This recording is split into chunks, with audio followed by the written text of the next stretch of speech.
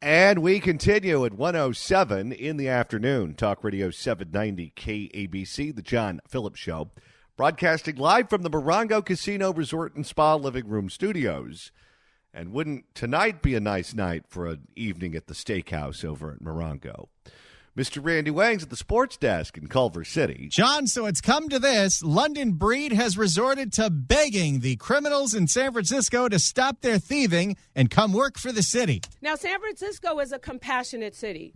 We believe in second chances. We believe in helping people. We ban the box. So if you are looking for employment, we have almost 5,000 vacant positions in San Francisco. Work with us to do something that doesn't get you in trouble and make somebody feel worse because of the crime you committed.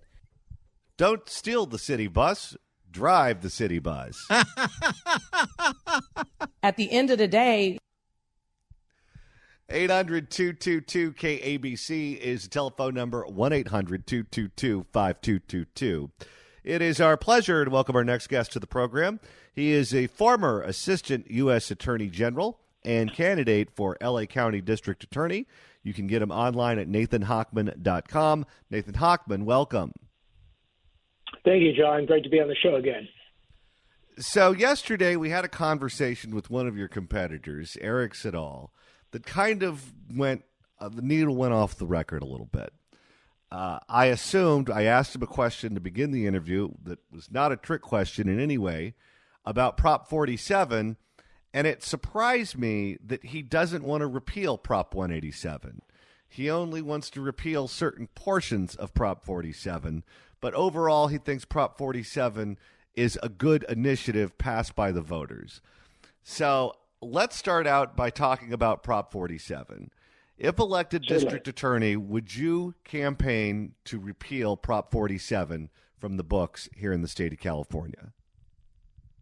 I would repeal. I would campaign to repeal it from the books of the state of California. And as a proposition, it was sold to the voters as the Safe Neighborhoods and Schools Act back in 2014. It was actually co-written by George Gascon when he was the DA in San Francisco. And what it's turned out to be is anything other than creating safe neighborhoods and schools.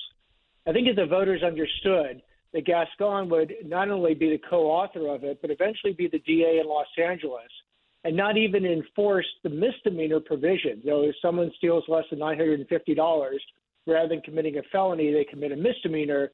But George Gascon has a blanket policy of never prosecuting a misdemeanor theft case.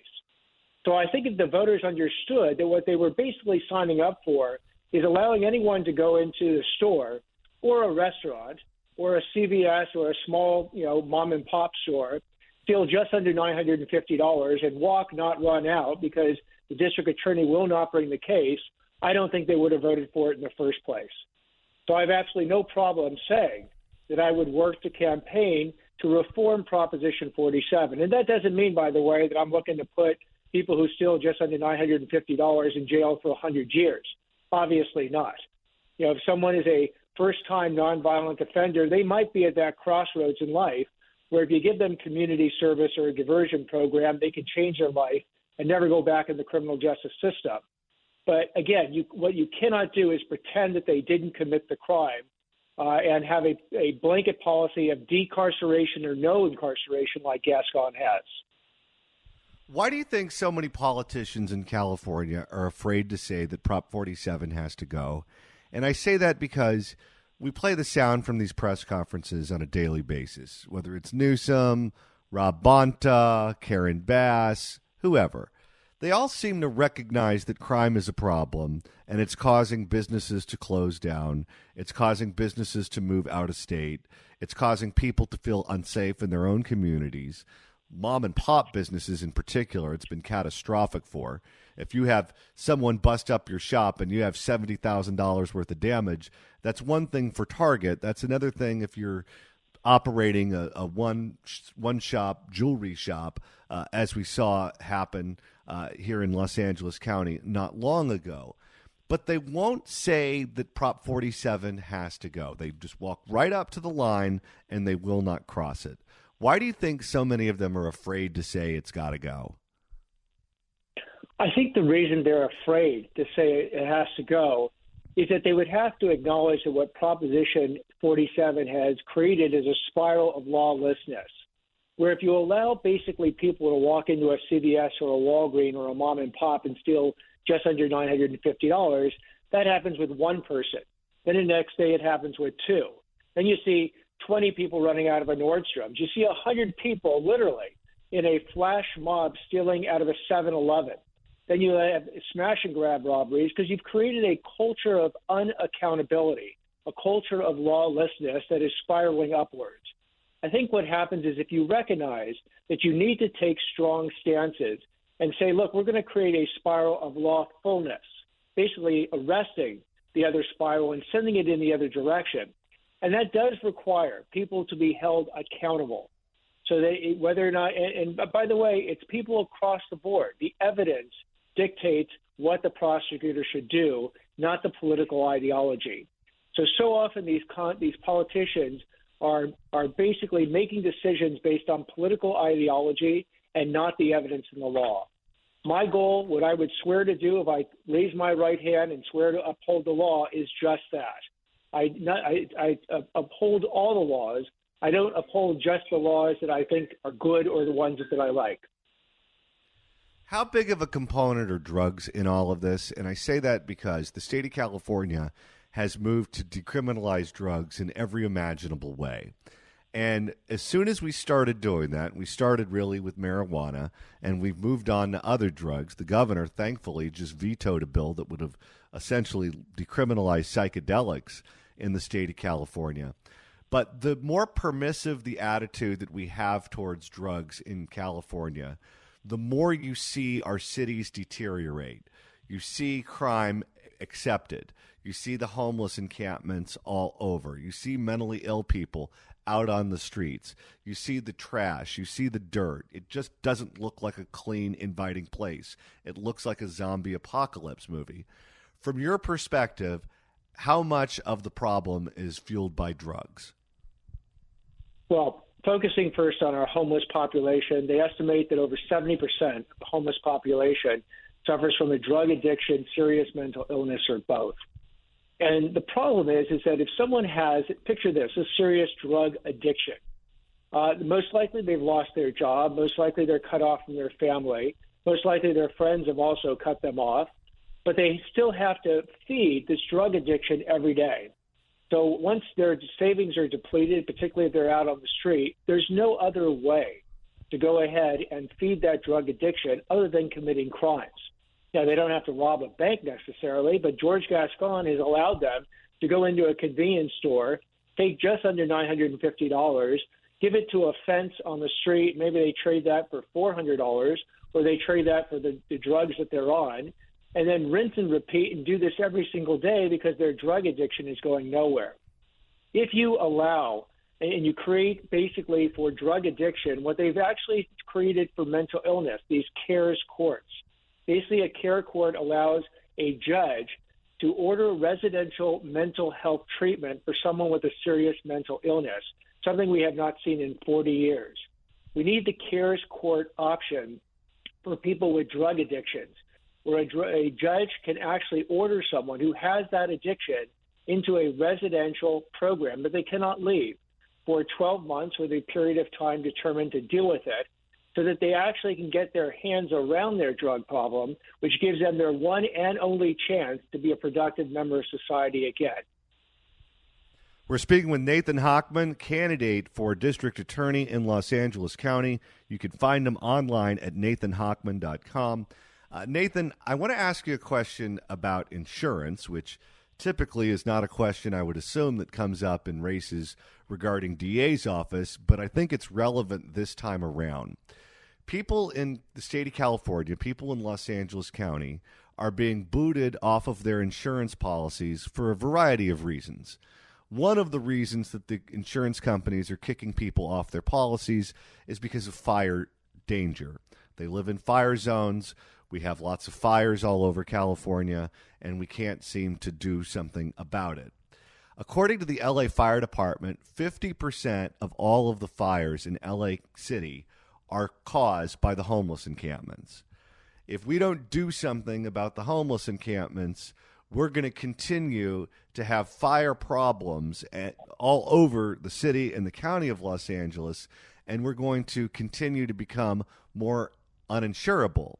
The other issue is crime and vandalism and theft. I know a lot of people, particularly small business owners that only have one location, who have been dropped from their policies, and they've cited crime as the reason. I've talked to one small business owner recently who said that even though their particular shop has not been the victim of a crime in some time, that crime in their area is so high, they can't get a California insurance company to give them a policy. They had to go out of state, which means if something requires them to go to court, they're going to have to find an attorney in a different state to try to litigate whatever needs to be litigated. If we don't do something about the homeless encampments and crime, I don't see how homeowners or small businesses are going to be insurable. John, you bring up one of the great collateral consequences of having a runaway homeless population and encampments all over our county, which is the ability to just get insurance, whether, again, it's fire insurance or property or theft or liability insurance. And we're talking basically the small mom and pop stores. You know, the CVS's, Walgreens have national policies, but the small ones have to go into the marketplace. And if no one's either offering the policy or is prohibitively expensive because of the homeless situation, then yes, they're absolutely going to go out of business. I'm a huge backer of something called the HOST team, Homeless Outreach Services Team. As a co-founder of the LA Sheriff's Foundation, I've gone out with the sheriffs who partner with the agencies in government, whether it's the Homeless Service Authority, Department of Mental Health, Department of Public Works. They go out to these homeless encampments and they execute a 5-point plan. They identify literally every homeless person at an encampment. They assess their needs. Why are they there? Is it mental illness? Is it drug addiction? Did they just lose their job? Whatever. They then come up with a individualized outreach program. So if you have a mental illness, they'll get you mental illness support services. Same thing with drug services. Same thing with helping you get a job. Or if you're a vet, connect you with the VA. But then what they do, if they don't actually have those people move out at that point, they put a sign down. And it says, in 14 days, we are going to come with the trucks. We're going to take your stuff. We're going to warehouse it, but you're gone. And so they've been doing this basically for 7 years. They've moved thousands of people across this county. They've only had to arrest 2. And the reason is they actually treat the homeless humanely. This process that I just described occurred in Venice Beach. It occurred at the VA on the west side. It occurs under freeway ramps in the river beds as well. And the homeless understand that they're not there to harass them. They're there to help them. And they voluntarily, by the end of this process, actually move. So there are solutions out there that have been done to move homeless encampments humanely, but they do have a stick at the end, which is that if they don't move as ordered, their stuff will be picked up, warehouse, and then they will be out of that location. So I think more and more of these programs need to be implemented across the county that hopefully bring back the insurance companies to recognize that LA County is worth insuring again. George Gascon has chosen not to pursue the death penalty in any or all cases that previous district attorneys, including Jackie Lacey, Steve Cooley, and others, would have certainly pursued, including for an individual who allegedly assassinated a Los Angeles County sheriff's deputy in recent weeks. If elected district attorney, would you bring back the death penalty? Would you seek the death penalty for the county's most heinous criminals?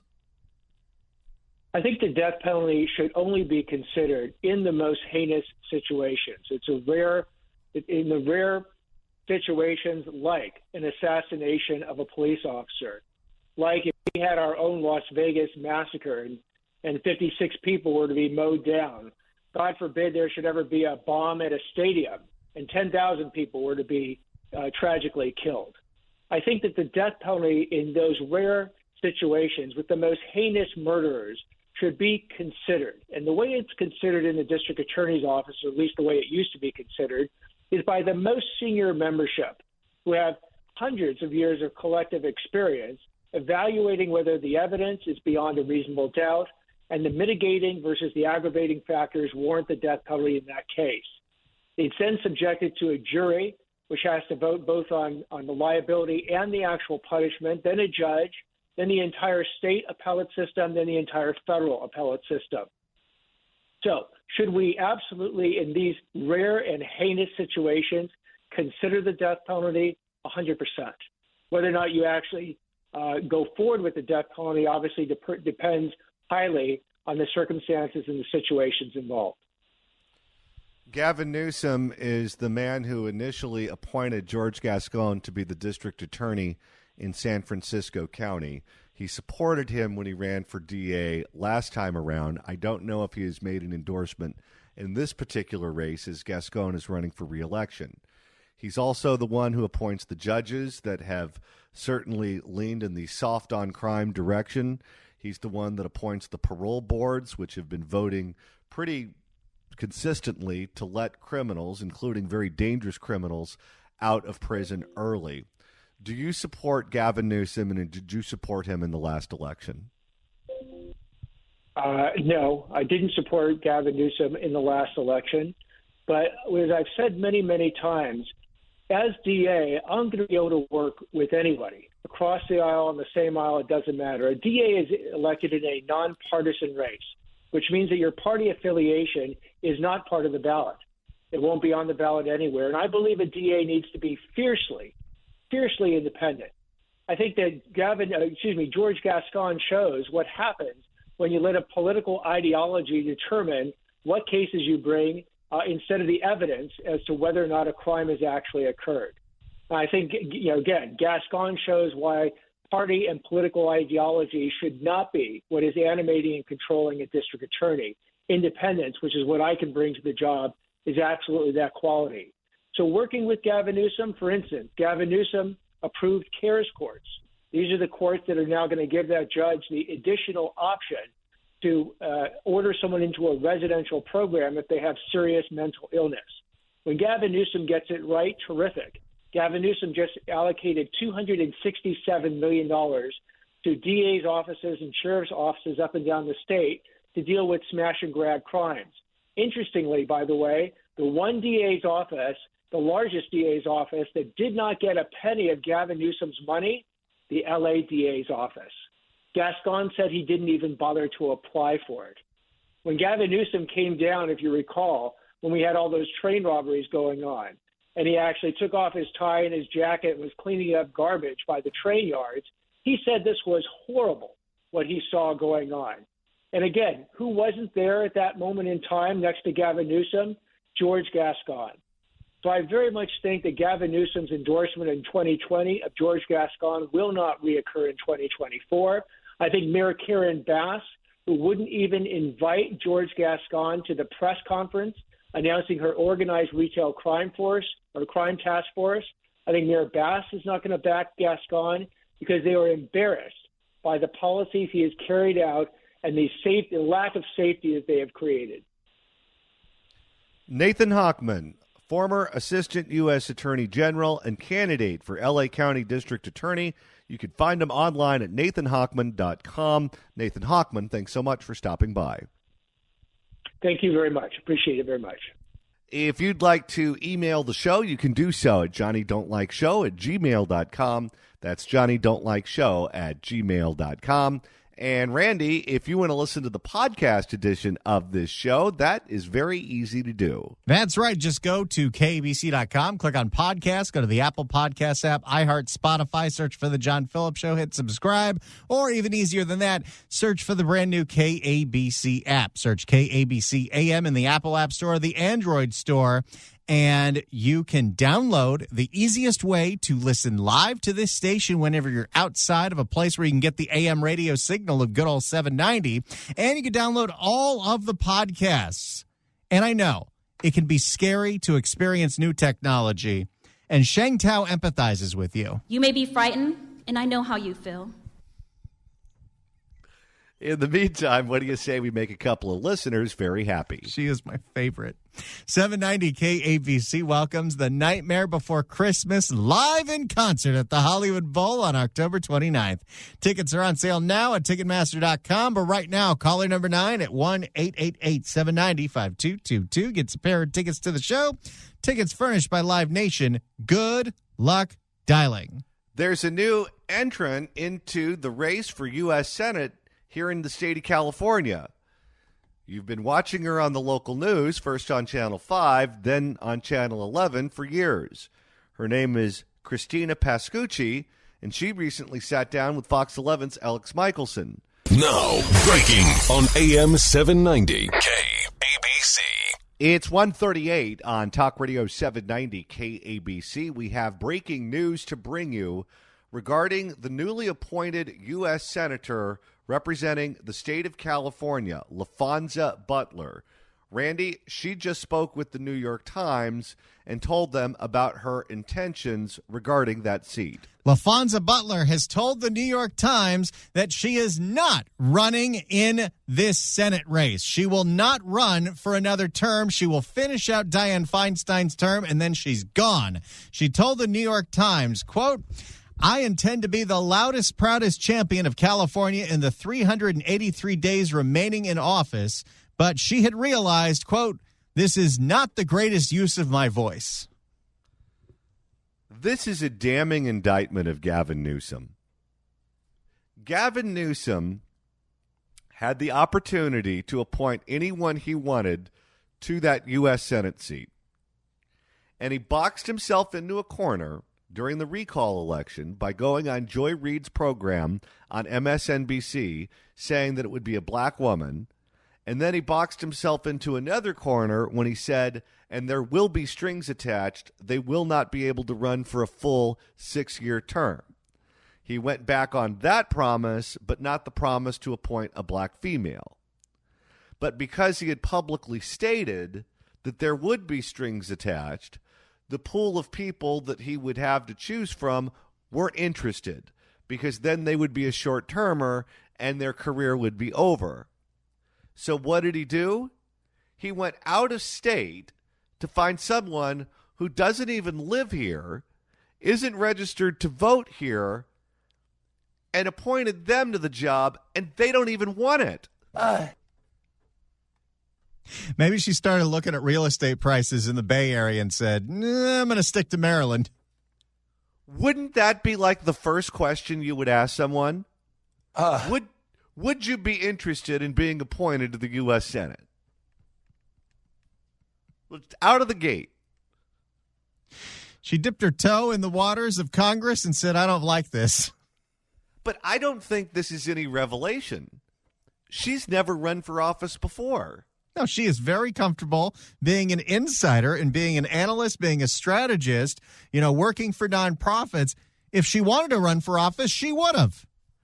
The people who run for office are animals. They wake up in the morning and they cannot wait to go to that Capitol Dome and to write laws and vote on laws and debate laws and all of that. And cuss out Matt Gaetz. Yes, that is an important part of the job. And getting on the phone after a long day at the office, pouring yourself a stiff one, and dialing for dollars, calling people and asking them to write checks to your campaign, spending hours upon hours on airplanes going to and from the state capitol, to and from the nation's capital, from the district you represent, going on foreign trips to look at American military bases and those sorts of things all around the globe. It's not an easy job if you do it right. In fact, it's a great big pain in the ass. You have to be extremely driven. That has to be your passion for you to be willing to put up with all the BS to do the job. There aren't that many people who actually even want it, let alone have the skills to get there and maintain it. And for him to go out and to give that position to someone who would prefer to be doing something else, that is an insult to the people who live here. We're as dumb as we want to be. He absolutely did not care if the people of California got proper representation. That never factored into his decision.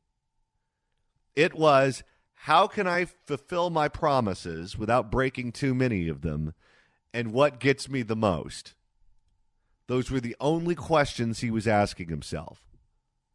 The timing of this is very interesting, right? This story drops just minutes after Gavin Newsom announces out of the blue, I'm going to Israel.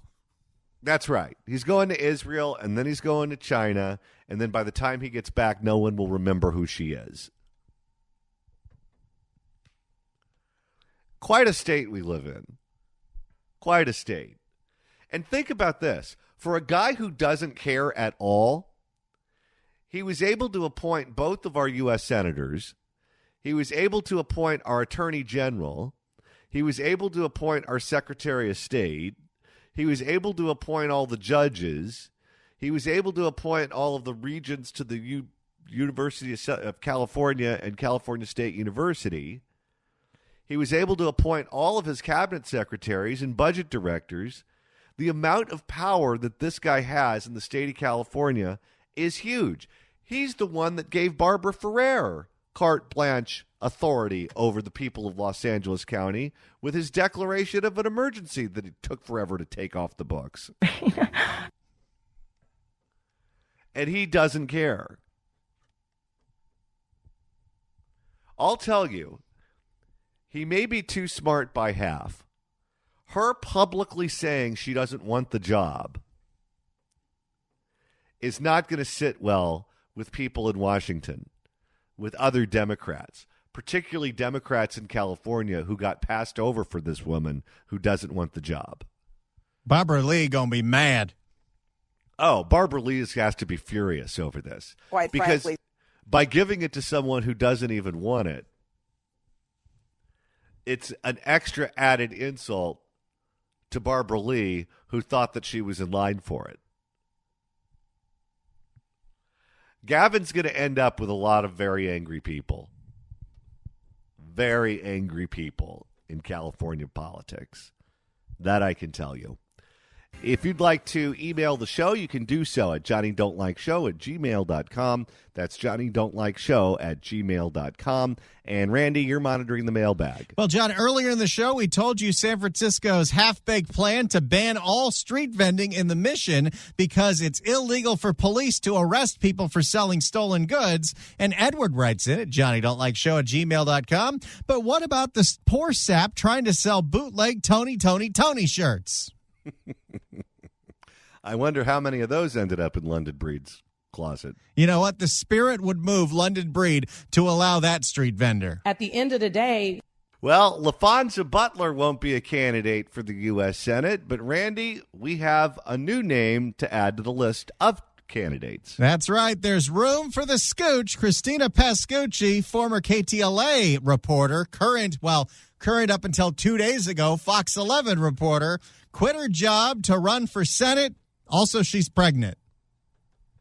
And the pregnancy, she said, was a factor in deciding to get into the race. Let's hear what she had to say to Fox 11's Alex Michelson about why she wants to be your next U.S. Senator. For years, Christina Pascucci has worked as a journalist based in Los Angeles, but often reporting from all around the world. This week, she left her job as a reporter and weekend anchor for Fox 11 Los Angeles, and she's here to announce her new adventure. Christina Pascucci, welcome to The Issue Is. Oh, my goodness. I left my job. That hit real when I just heard you say that. Okay, so what is the big announcement? I am running for U.S. Senate. Wait, did she give herself applause? I think she did. Uh-oh. I am running for U.S. Senate. Okay. I don't think Alex would do that. That would be editorializing. Well, if you can vote for yourself, you can definitely clap for yourself. I am running for U.S. Senate. Yeah, clap that up.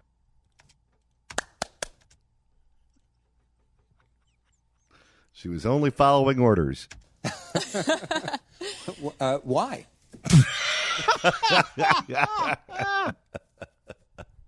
Fair question. That's a great question. We've been on the front lines of a lot of the most pressing issues hitting our state. I've been in the trenches the last 15 years. I'm born and raised in California. And as I look around, I increasingly do not recognize the state that surrounds me.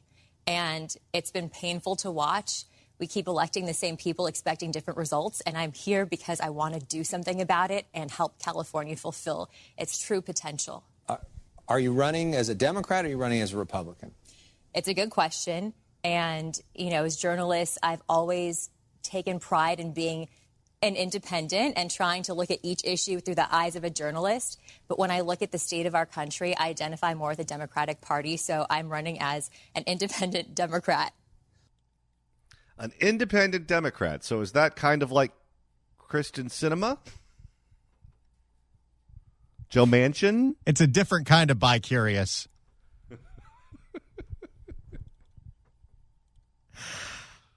Let's hear what Christina Pascucci is going to be different from other senators. So is there something in particular in the Senate that the California senators, Padilla, Feinstein, have voted on in the last few years that you disagree with, or a different policy approach you would take to them in terms of voting in the Senate? How would she have been different from DiFi? Also a fair question. Yeah, when I look at some of the things that they've voted on, I would vote for more money for education, for example. We've been extremely underfunded in California for decades, and we see the results of that. When I look at what I think the main core issues are of everything else that we see with mental health issues and homelessness, I think it's a lack of quality education and family support. And I know that personally because I have a family member who suffered from mental health issues and also addiction, and that started early on. And I always think if she had had that support earlier, maybe her life would have been completely different. So more federal funding for education. Yes. As I listen to this interview, I say to myself, I'm not surprised. I'm not surprised that as someone who is from here, that she does not recognize the state that she's living in and wants to do something to fix it. Now, it doesn't sound like she's a political animal. It doesn't sound like she has thought this thing through in terms of policy positions that she would take on issues that are destroying the state. But she recognizes the big picture, which is that the state has been destroyed and we better do something about it. And if we don't, we're not going to have anything left. That being said, even as someone who works on television news and is well known in the Los Angeles media market, let me tell you, if you were to do a poll and you were to ask people statewide if they know who Christina Pascucci is, my guess is very few people would know. Because this state is so big, the media markets are so large and expensive. If you're not top of mind on a daily basis, no one knows who you are. I've been on the radio in Los Angeles for almost 20 years. I've been a syndicated columnist at the Southern California News Group for something like 10 years. I work for CNN for 2 contract cycles. I give speeches all over the area. I bet you if you were to do a poll and ask the people of California if they know who I am, less than 5% of the people would know who I am. And of those 5%, I bet you most of them would think that I'm the folk singer who's dead. They'd want to know what the hell you did to Mackenzie. That's right. It is so hard to be well known in this state if you run for office. There's only really 2 things you can do. You can be famous, you can be an actor or an athlete, something along those lines, or you can have access to a lot of money. Either you have it yourself or you can raise it. If one of those 2 things doesn't happen, you're just another name on a ballot that nobody knows. We've got one more hour coming up on the John Phillips Show. This is Talk Radio 790 KABC. I am running for U.S. Senate. Yeah, clap that up.